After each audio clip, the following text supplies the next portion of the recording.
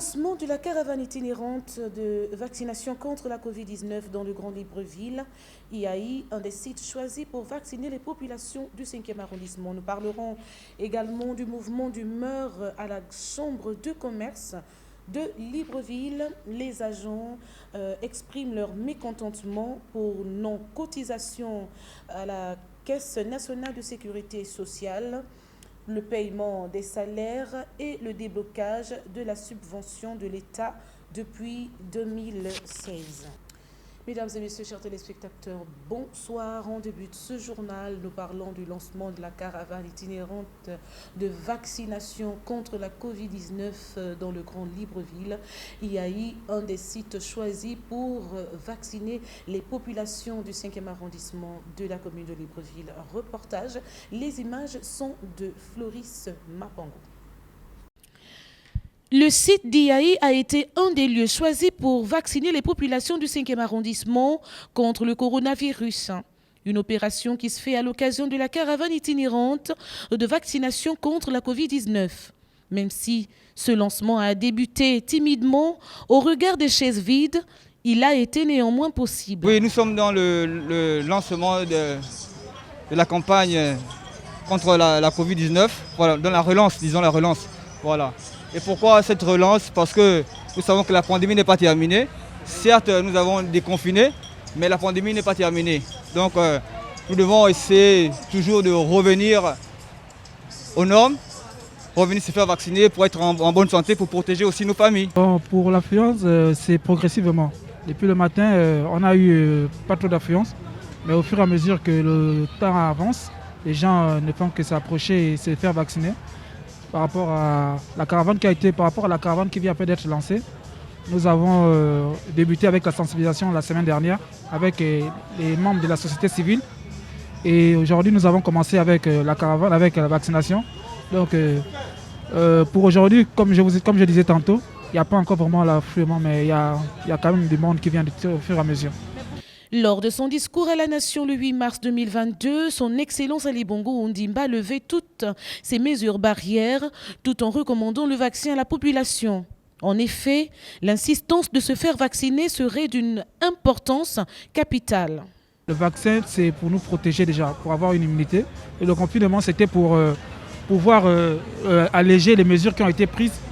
Mais le vaccin, c'est pour nous-mêmes, pour nous protéger, pour protéger nos proches et pour qu'ils puissent avoir un taux, de personnes qui sont contaminées, pour que ce taux soit vraiment à la baisse. Voilà pourquoi nous devons nous faire vacciner. Ce que ce vaccin va apporter déjà chez les populations, ce vaccin nous protège déjà. Nous protège. Il est vrai que le vaccin ne nous empêche pas de faire la maladie. Le vaccin nous empêche de faire les formes graves. Donc vous allez voir, depuis qu'on a lancé la caravane de vaccination, vous avez remarqué qu'il n'y a pas vraiment de monde dans les réanimations. Donc le vaccin, vraiment, il nous protège contre les formes graves. Après le retour à la vie normale, une caravane de vaccination vient d'être lancée dans le Grand Libreville par le ministère de la Santé. La même équipe sera bel et bien sur le site d'IAI ce mardi 29 mars 2022. Sur ce site d'IAI dans le 5e arrondissement de Libreville, certains appellent les uns et les autres à se faire vacciner. D'autres, par contre, restent sceptiques. En tout cas, le reportage nous en dit quelque chose. Les images sont de Floris Mapango. C'est en mars 2020 que le Gabon a été soudainement surpris par l'arrivée de la pandémie à coronavirus. Cette maladie, pour la première fois, a apporté un nouveau calendrier national dans tous les secteurs d'activité. Pendant 2 ans, le Gabon était soumis aux mesures barrières pour éviter la transmission de la maladie. Aujourd'hui, il enregistre un nouveau départ avec la levée des mesures barrières. Nonobstant cette nouvelle qui a réjoui le cœur des Gabonais, ces derniers sont invités à se faire tout de même vacciner. L'occasion leur est donnée au cours de la campagne de vaccination. Certains vaccinés expriment leur joie d'avoir reçu ce vaccin tout en relevant quelques points qui font que les populations hésitent de se faire vacciner. Je n'ai eu aucun souci avec le vaccin. C'est juste qu'à ma 2e dose, j'ai eu un petit dérèglement du cycle menstruel, mais tout s'est arrangé. C'est une bonne chose. Moi, je n'ai pas eu de problème avec le vaccin. Juste parce que avant, quand on vaccinait, même si les problèmes, on ne le savait pas. Mais les réseaux sociaux font peur aux gens. Mais là où je me suis vaccinée, les gens ont dit que quelqu'un est tombé, pourtant personne n'est tombé le jour-là. Quand je me suis vaccinée, il n'y avait pas de problème, les gens sont vaccinés sans problème. C'est une bonne chose. Moi, je n'ai pas eu de problème avec le vaccin. Juste parce que avant, quand on vaccinait, même si les problèmes, on ne le savait pas. Mais les réseaux sociaux font peur aux gens. Mais là où je me suis vaccinée, les gens ont dit que quelqu'un est tombé, pourtant personne n'est tombé le jour-là. Quand je me suis vaccinée, il n'y avait pas de problème, les gens sont vaccinés sans problème. D'autres riverains du 5e arrondissement restent sceptiques face au vaccin. Jamais. Parce que ça ne m'intéresse pas. Je ne suis pas un cobaye, je ne suis pas un mouton pour pouvoir aller me faire vacciner n'importe comment. Je suis un être humain, je dois réfléchir. Nous ne sommes pas là pour pouvoir aller se faire inoculer n'importe quoi dans le corps si on n'a pas exactement connu exactement la provenance et le but de ce produit qu'on veut inoculer aux gens. Moi personnellement, s'il y avait que moi je ne pense même pas que ce produit-là rentrerait dans le corps de quelqu'un. Ça c'est mon avis, hein. Je vous donne mon avis.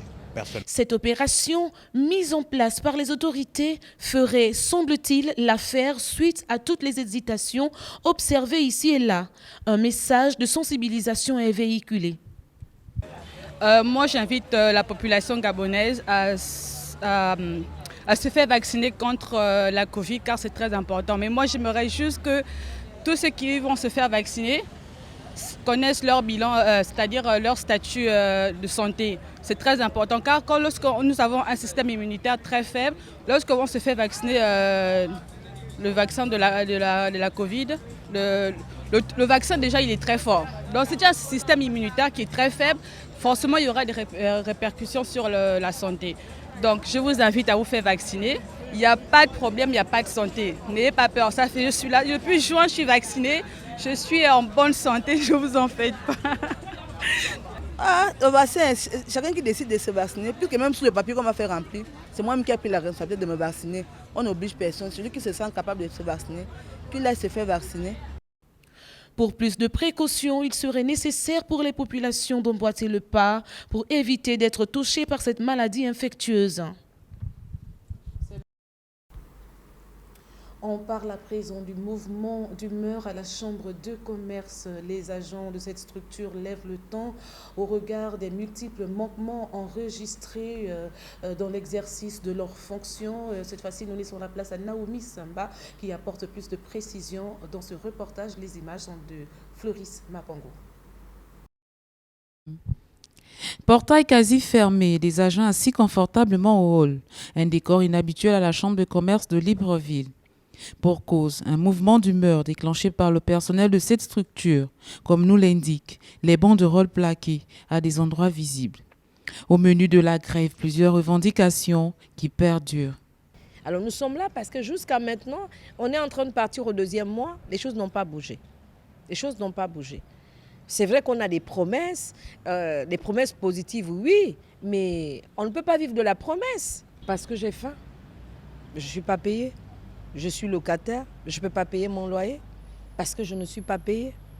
Donc je ne peux pas être content, je ne peux qu'être qu'énervée. Nous avons beaucoup de problèmes d'ordre financier d'abord. Et vous savez, c'est l'argent qui est le nerf de la guerre. Nous avons observé beaucoup de mois sans salaire. Et on nous paye également, quand il s'agit de nous payer, c'est en dents de scie. La subvention, on ne la donne pas comme il se doit. Et c'est tout cela qui fait en sorte que nous ne puissions pas fonctionner comme il se doit. Malgré plusieurs démarches réglementaires entreprises par ces agents auprès de leurs autorités hiérarchiques, aucun résultat n'est palpable. Mais nous avons observé la procédure normale. Nous avons fait un mouvement d'humeur, nous avons écrit à la hiérarchie avant le mouvement d'humeur, la hiérarchie est venue nous rencontrer. Mais si on est là parce qu'on n'a pas de solution. La solution, ce n'est pas qu'on vous dise qu'on va vous payer. La solution, ce n'est pas qu'on vous dise qu'il y aura de l'argent en compte. La solution, c'est qu'il faut qu'on ait de l'argent en main. Donc si on dit qu'on va donner un budget, très bien, mais il faut que ce budget soit visible pour qu'on puisse nous payer. Mais si on ne nous paye pas, qu'on nous dise, bon, ok, d'accord, on va nous donner par exemple, je dis n'importe quoi, 100 millions. D'accord, ça a été dit 100 millions. Mais est-ce que les 100 millions sont visibles? On a interpellé nos responsables, donc le président de la Chambre de commerce et son organisation, donc son directeur général et le reste, et nous, ministres de tutelle. Des conditions étaient posées pour espérer revoir la Chambre de commerce revivre à nouveau. Il faut qu'on nous garantisse également qu'à l'avenir, nos salaires, on est maintenant... Vous savez, le salaire, c'est un droit. Mais si on ne peut plus être payé chaque fin du mois, l'entreprise qui vous emploie a le devoir de vous informer qu'il ne veut plus vous avoir comme employé. Maintenant, si l'employé ne fait pas cette procédure-là, ça fait que l'employé prend des mesures qu'il faut pour vous payer chaque mois. C'est ce qu'on souhaite. Donc là, nous attendons, puisque nous ne sommes pas encore payés, les salaires ne sont pas encore passés, on attend jusqu'à ce que les salaires passent pour que nous puissions ouvrir le portail. Nous levons la grève. Vivement que des solutions soient trouvées pour redonner le sourire à ces pères et mères de famille en détresse. La grève des agents de la Chambre de commerce a suscité des réactions des populations dans la ville. Nous les écoutons dans un reportage. Les images sont de Floris Mabango. L'on ne passe pas une semaine sans parler de grève dans les administrations publiques, à l'instar des travailleurs du centre hospitalier universitaire de Libreville et bien d'autres. Ceux de la Chambre de commerce sont dans le même processus. Ils protestent contre la non-cotisation à la Caisse nationale de sécurité sociale, le non-paiement des salaires et le déblocage de la subvention de l'État depuis 2016. Une situation qui aurait suscité la réaction des populations. Moi, je suis tout à fait avec eux, parce que les cotisations CNSS, c'est quand même super important, entre autres pour les retraites. Les salaires qui ne sont pas payés, c'est inadmissible. Et voilà, ils se battent pour leurs acquis et pour la justice, en fait. Et ben voilà, moi je suis avec eux. C'est très bien, ils ont raison. Donc maintenant, c'est... Voilà, acquis, hein. Bien sûr. Attendez, voilà. On vient vers vous tout à l'heure. Non mais voilà, ils ont raison et puis j'espère que ça va avancer et que ça va débloquer les choses parce que je vois depuis 2016, là ça commence à faire long d'attendre les cotisations et tout l'argent qu'ils doivent, quoi. Voilà, mais bon, moi je leur souhaite bien de bon courage et en espérant que ça va fonctionner. La grève étant une action collective consistant en une cessation concertée du travail par les salariés d'une entreprise, d'un secteur économique, d'une catégorie professionnelle ou par extension de toute autre personne productive, souvent à l'initiative des syndicats. Et dans le cas des grévistes de la Chambre de commerce, la grève serait-elle la seule stratégie pour attirer la faveur de la tutelle? On cherche derrière des loyers, des enfants à l'école, etc. Et tout ça, ça a des coûts. Et sans salaire, on fait comment pour vivre? Moi, j'aurais pas de salaire, je serais à la rue. Hein. Heureusement qu'il y a la solidarité familiale ici, mais c'est quelque chose de bien. Mais bon, c'est pas normal que l'État ne paye pas ses employés. Que les employés et leur hiérarchie s'asseyent sur la table de négociation pour que cette entité qui contribue au développement du pays reprenne forme. Nous poursuivons ce journal pour parler de la problématique de l'obéissance au ministre de Dieu, une situation qui met en mal le bon fonctionnement de l'œuvre de Dieu. C'est ce que nous précise d'ailleurs Naomi Samba. Les images sont de Floris Mabango. L'obéissance au ministre de Dieu est une problématique de plus en plus rencontrée dans certaines églises. Certains voueraient uniquement leur obéissance à Dieu le Père et mépriseraient ou encore violeraient celle de l'autorité investie par Dieu. L'obéissance, c'est être soumis à quelqu'un, c'est être soumis à une autorité. L'obéissance, c'est respecter les prescriptions données par quelqu'un qui a une autorité sur toi. Dans l'Église, la hiérarchie de l'Église suppose que nous marchons sous la direction d'un visionnaire. Et celui qui a reçu la vision a reçu le mandat de Dieu. Et si nous décidons d'obéir à Dieu, de nous soumettre à Dieu, nous venons nous soumettre à celui que Dieu a choisi. Le pasteur Leila Ekirémi du centre d'adoration Hermon évoque quelques raisons qui justifieraient ces attitudes. En milieu chrétien, c'est même déjà très difficile d'obéir à la parole de Dieu parce que les gens ne se mettent plus sous quelqu'un. Chacun pense qu'il peut faire. Dès que tu arrives, parce qu'on trouve aujourd'hui le phénomène de tous ceux qui prophétisent. Dans l'église maintenant, tout le monde prophétise et donc on se dit on a le même niveau que tout le monde et donc on ne peut plus obéir à qui que ce soit parce qu'on est au même niveau.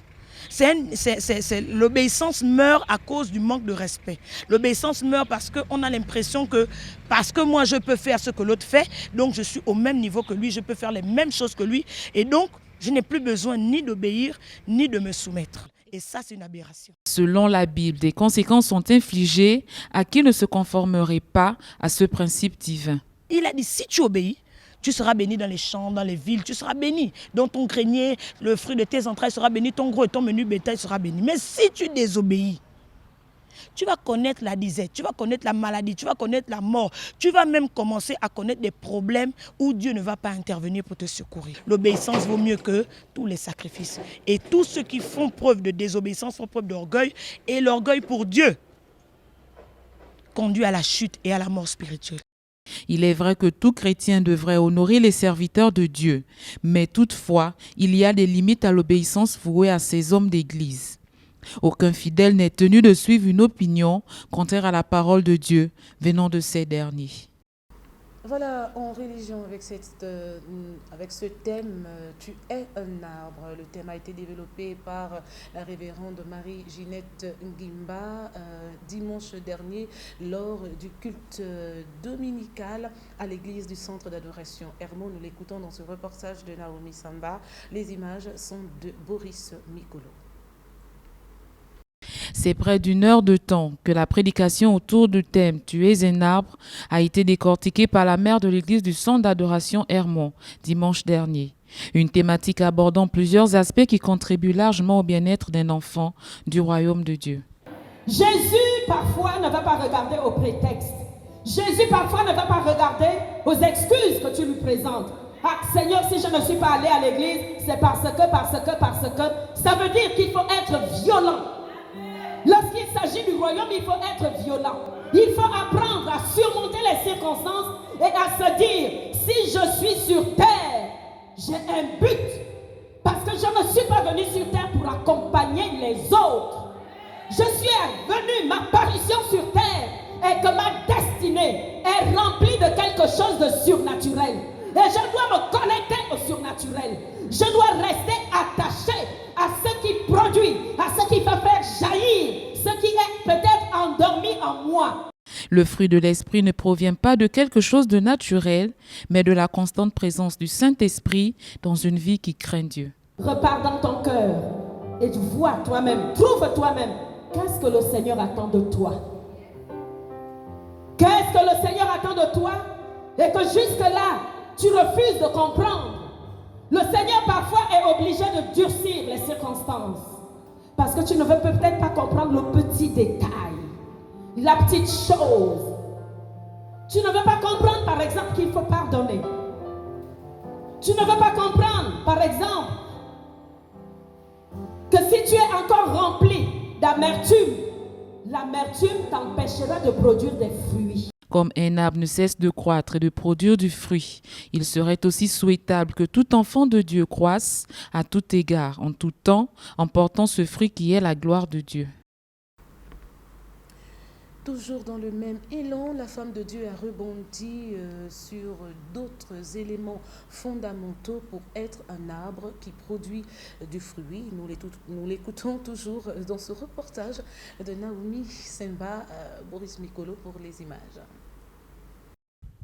Être à l'image de cet arbre planté près d'un courant d'eau et qui produit du fruit, à l'exemple des Saintes Écritures, est l'illustration formulée par la révérende Ginette Ngimba du centre d'adoration Hermon aux fidèles de la dite église. Pour y arriver, elle a exhorté les enfants de Dieu de se dresser face à l'adversité, quoi qu'il arrive. Lorsque tu restes connecté à l'Éternel, tu ne peux pas être confus. Parce que tu bénéficies de la source de vie. Si l'homme est comparé à un arbre, comme nous l'avons vu dans Somme 1 et Jérémie 17, l'homme est comparé à l'arbre. Ça veut dire qu'effectivement, tu vas porter des fruits. Alléluia. Une remise en question a alors été prescrite en cas de non-production des fruits à chaque chrétien venu à ce rendez-vous dominical. Je comprends par là que je dois être un homme spirituel. Alléluia. Et en tant qu'homme spirituel, je dois manifester des fruits qui sont dignes de mon générateur, des fruits qui sont dignes de celui auquel je suis connecté. Et ces fruits, c'est quoi? C'est l'amour.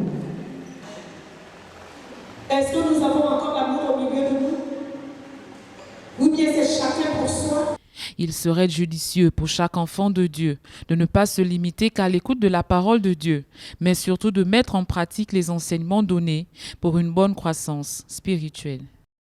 Mesdames et messieurs, c'est la fin de cette principale édition d'information du soir. Merci de l'avoir suivi. Mais avant de nous séparer, je me fais le plaisir de vous rappeler les titres de ce journal. Nous avons parlé du lancement de la caravane itinérante de vaccination contre la Covid-19 dans le Grand Libreville IAI, un des sites choisis pour vacciner les populations du 5e arrondissement. Nous avons également parlé du mouvement d'humeur à la Chambre de commerce de Libreville. Les agents expriment leur mécontentement pour non-cotisation à la Caisse nationale de sécurité sociale, le paiement des salaires et le déblocage de la subvention de l'État depuis 2016. Merci à Floris Mapangou, Boris Mikolo, sans oublier la journaliste de la gloire, Naomi Samba. J'aurai le plaisir de vous retrouver demain à la même heure. Au revoir et bonne nuit à tous.